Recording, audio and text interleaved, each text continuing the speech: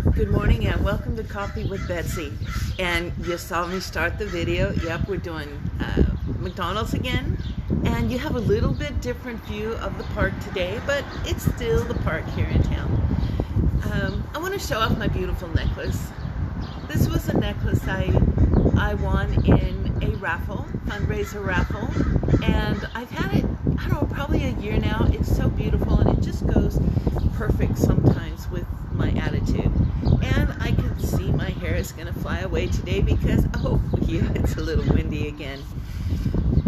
Today I might actually keep it short. I know that's kind of a novel idea for me, but I might.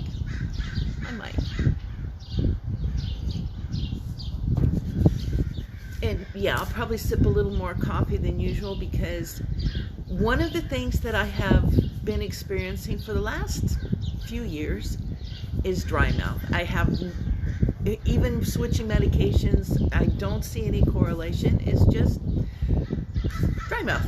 So sometimes I'm all stuck and I can't talk, and that's okay. You know, I have a doctor, and when I saw him, I guess I've only seen him once. I'm actually looking forward to seeing him again this month. I have another appointment.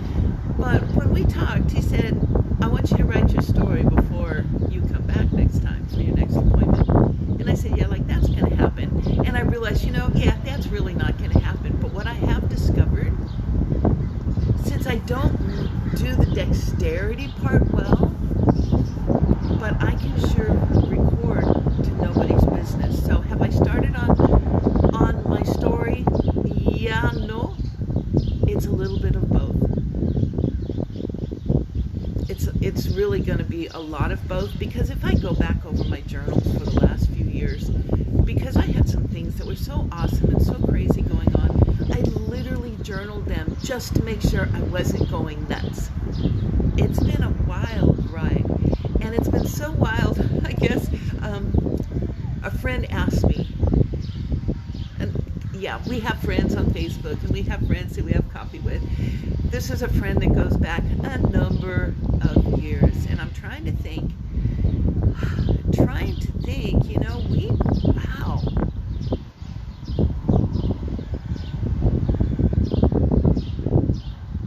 I'm trying to remember if her grandson was born yet when we met. So, and he's launching an incredible career in design footwear. So, Joanne, I think we've probably known each other pretty close to 20 years now. Maybe a little longer. So yeah, my friend Joellen, and I haven't answered her, and I don't really feel bad about it. Yeah, I do.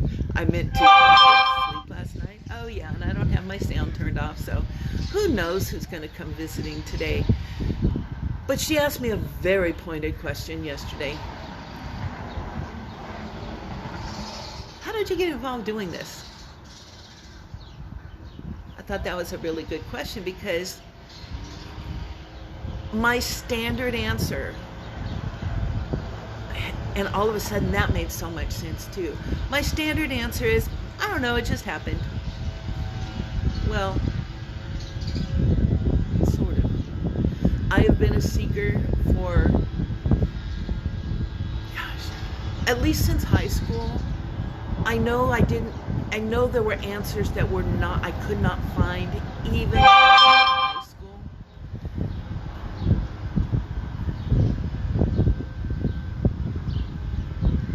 Maybe back as far as junior high. In junior high, we had a little newspaper, and I got to write the Dear Gabby section for a while. Because the person who was usually covering it, I can't remember what the story was now, but they were not able to do those letters. So I know my journey started all the way back to high school, all the way back to junior high. That was 8th grade. In 5th grade, I really wanted to be a detective. So I know it went back that far. In 2nd grade, I could not figure out how to do math. So that took me out of a whole bunch of life paths. But what's really funny is during tax season, I do taxes. During non-tax season, I do books. So yeah, numbers I found were at least somewhat stable. Let's see, go back a little bit farther. Yeah, first grade, getting in trouble for talking too much in class and having to go stand outside. That's back when they could do that. So I've been seeking. I've been getting in trouble that whole time. Even going through the darkest dark period of my life, I was still seeking. And I was still implanting some desires to take forward. Because I knew the places I had taken myself. I was in the process of removing myself from those places. And I knew if I could do it, and I knew the hole, not just the pit I had dug, but the hole that was in me. I knew where that came from too. At least at that day, I knew where that part came from. And I'm probably bouncing the table because I'm getting passionate about this today, because I just found in the last few days some more layers. You know, we always talk about we peel the onion one layer at a time to get to our inner stuff. Well, this one was not like a peel. This one was like we're going to take a machete, because I think machetes are pretty sharp, and we're just going to whack it. We're just going to go right to the heart of this matter. So how does that fit in with my story? It's all part of how I started. I have comments that I will save for another video, because some of my comments are very R-rated, and I do intend this to be open video for everybody, because we all go through the same stuff. If your child is young enough that you supervise their social media, I want my stuff to be able to touch them too. Now, I do have stuff that will be recorded off Facebook Live. It will have private access on my YouTube channel. That's appropriate. But even in that darkest time, I was seeking and I was searching. And I really knew I wanted to go back and make a difference. And I just didn't know what it was. Obviously, you cannot transmit something you haven't got. And that has been a stumbling block for me for decades. And I kid you not, it's been decades. And some of those things that I've wanted to go back and do, I now know I can do them. Now it's a matter of finding the connection to be able to make it possible. And yeah, while I'm on the topic, I hope we're not going to go there today, but a different friend brought up, what's your relationship with money? So I'm really looking forward to bring some of that to you, because it's been transformative over the last few years. But how did this part of my journey really start, the energy work? I always have known I had a desire to help the underdog. That's making so much sense now. But I did not have anything that I could transmit. And now I'm wondering how much of a lie that was too. But about, I don't know, I'm trying to remember, since we obviously found out I lost a whole year the other day. Sometime in 2018, probably late 2017, and some of you are going to say, okay, I thought she was weird before, now we know she has lost her cookies. Yeah, baby cakes, she just ain't been there. That's why I journal, because I truly thought I was starting to lose my nuts. Just the stuff I was experiencing was not not real in this third dimensional reality that I had found myself in. But to put it real short, Joellen, and I'm so curious if this is going to resonate with you. But I met someone who I truly, truly believe is my twin flame. Now, that's a whole nother topic. That's an ongoing topic. My world is not big enough to share that. Yeah, bullshit. My world is big enough to share that, and at time it will happen when it's supposed to.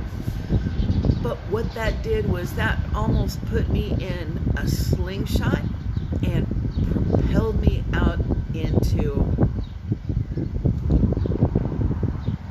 more spiritual dimensions. Is probably the easiest way to put that and make it maybe make sense. And since then, it has been a constant journey, a constant revelation, a constant change, a constant joy.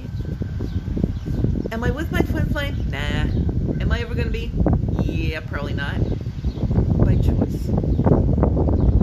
But, you know, even if we take that, yep, that was my twin flame, and take it to a different step, that was my catalyst that launched me into this journey, then I'll take it. I'll take it. Not everybody receives that gift in this lifetime. So that's how my journey started, and it's going to keep getting better and better and better, because the more I uncover and discover, the more I'm able to discard. The more I'm able to discard, the more I'm able to become who I really am. And for 60 years, well, okay, we'll call it 58, because I really have been pretty on track with who I am for the last couple of years at least. So that, my dear Joellen, is how I started on this path. And yes, I was doing clowning at the time. I was at least doing face painting. There was not a lot of market at that point. It was even before COVID, but there was just some stuff going on and some physical things going on with me. So it just wasn't touching my heart anymore. Linus touched my heart. Now, if you heard my video yesterday, yes, Linus is looking for a new chapter coordinator for Central Valley Project Linus. Hit me up, check projectlinus.org if you're ready to volunteer in that arena of being able to help children as they're going through a traumatic time. But the journey has been crazy, even back as far as like 2009, not 2009. Yeah, maybe 2009, 2010, I started seeing 1111 a lot. Okay, a lot, enough that I noticed it, and I had never seen numbers before. And so I just started looking at that and saying, okay, whatever, it really doesn't make a whole lot of sense.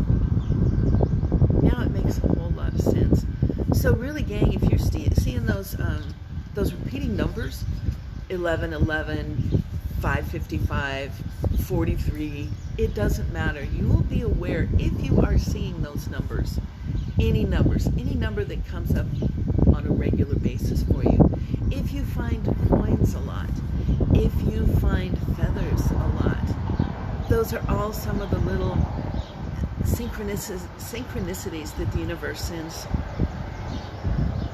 And I am blessed that I have. Do I understand what they mean? Oh, no, not all the time, not even very seldom. Well, that was a contradiction, but seldom do I really understand what they mean. But it's just a matter of me recognizing that I have been given something from the universe. I am grateful for it. And I just wait for the next thing that's revealed to me. So, I have stuff to do on my calendar this morning. So, yeah, I'm actually going to keep coffee short. Thank you so much for joining me. And, yeah, it's been a journey of my heart, for sure. Be blessed.